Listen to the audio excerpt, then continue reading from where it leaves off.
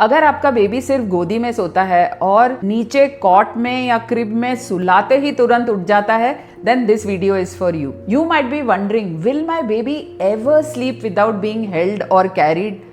Well, the answer to that is yes. Hi, I'm Dr. Anuradha, pediatrician and parenting coach, and I'll show you 7 simple science-backed tips that has helped thousands of parents to help their babies to sleep better, and this will work for you as well. Stay till the end because I'm going to share with you my baby sleep guide PDF. Link is in the description below. So let's get started. I'm not just going to share with you 7 tips. First, I'll explain to you why this happens. Because once you understand baby's behavior, getting them to sleep becomes much easier. Let's see how. First, here's something every new parent should understand. Your baby is not being difficult at all. For 9 months, your baby lived in a warm, dark, comforting environment, listening to your heartbeat, gentle movement, and was always surrounded by you. And suddenly, when this baby has to make a transition to a flat surface, it is a huge adjustment for the baby. That's why the first 3 months after birth are often called the 4th trimester of pregnancy, because your baby is still learning to get adjusted to this new external environment. Our goal is not to force the babies to sleep independently. Our goal is to help them understand that the cot is as warm and comforting as your arms. Let's see how. Tip number 1. Don't pick your baby up too quickly. Most parents think, my baby just moved, let me pick the baby up immediately. Your baby is not necessarily awake. Newborns almost spend half of their sleep in something what is called active sleep.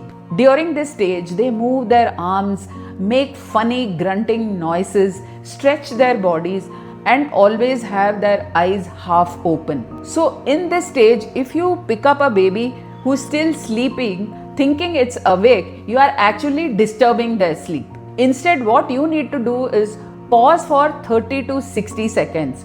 Observe the baby from a distance. If your baby goes back to sleep quietly, then you don't have to do anything more.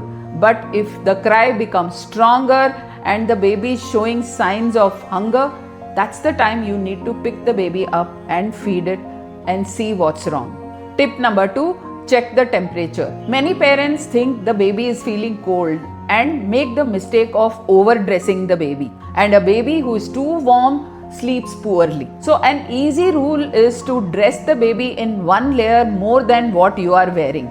And if you want to see whether your baby is cold or warm, use the back of your hand, touch the back of the baby's neck or chest to actually see if it is warm. If it feels warm and not sweaty, then the clothes are right for your baby. If you are using a fan or air conditioner at home, make sure it is kept at a distance of 6 feet and not blowing directly into the baby. Small changes in temperature can make a very big difference to your baby's sleep.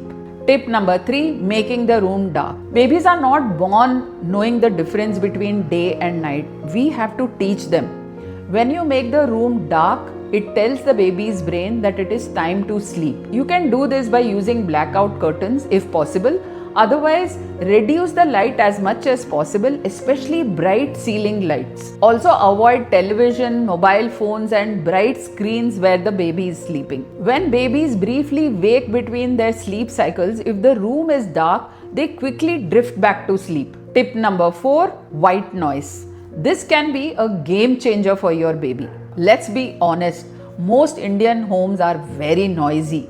Older siblings fighting, the television, mobile phones, grandparents talking, the doorbell, kitchen noises, all of these do not help our babies to sleep. Instead of trying to create silence, what you need to do is use a consistent sound, and that's where white noise comes to your rescue. White noise masks these sudden noises that come from outside and soothe the baby. This also prevents the startle reflex which may wake the baby up. White noise mimics the sound that the baby is used to inside the womb, and that is why it is really comforting for the baby. If you are using a white noise machine, keep it at a distance of 6 feet and the volume should be no louder than the running shower. Always use continuous white music, not music that keeps changing. White noise can also be downloaded freely online. If these tips are already helping you, I would really appreciate your subscribing to my channel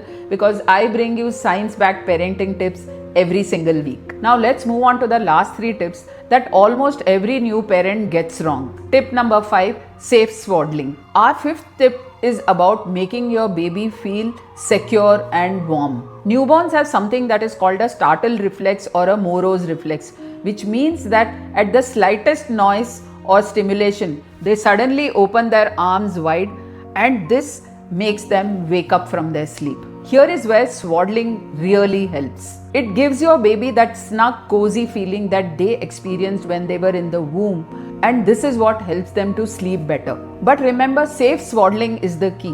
When you swaddle a baby, it should be tight around the arms and loose where the legs are so that the babies can move their feet freely.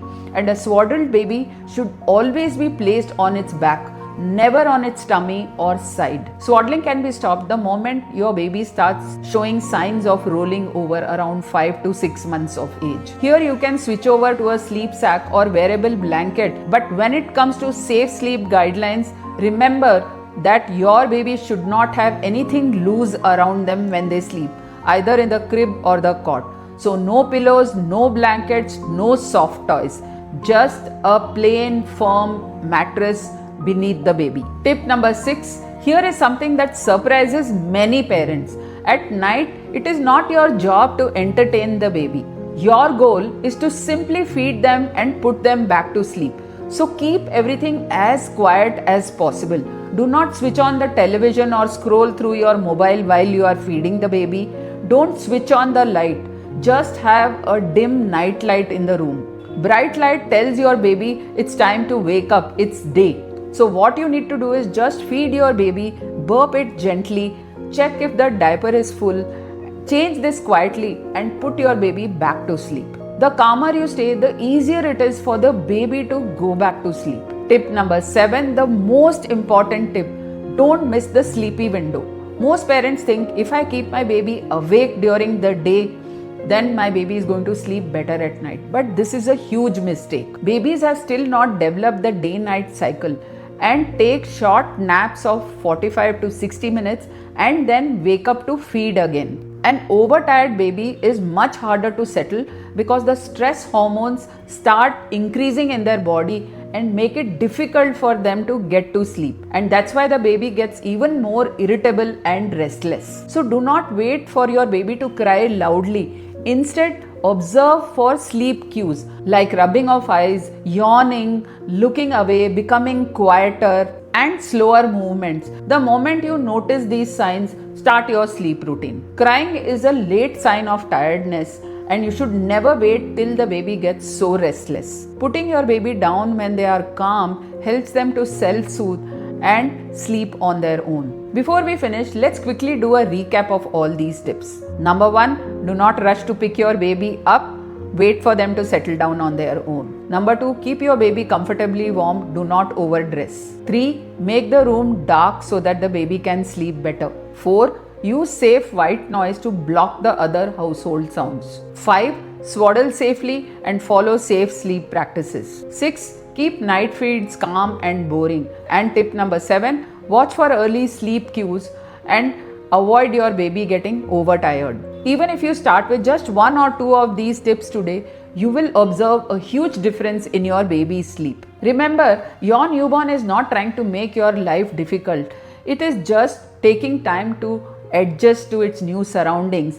And like every other skill, learning to sleep is another skill which your baby needs. So be patient with your baby, and just as importantly, be patient with your own self. You are doing an amazing job.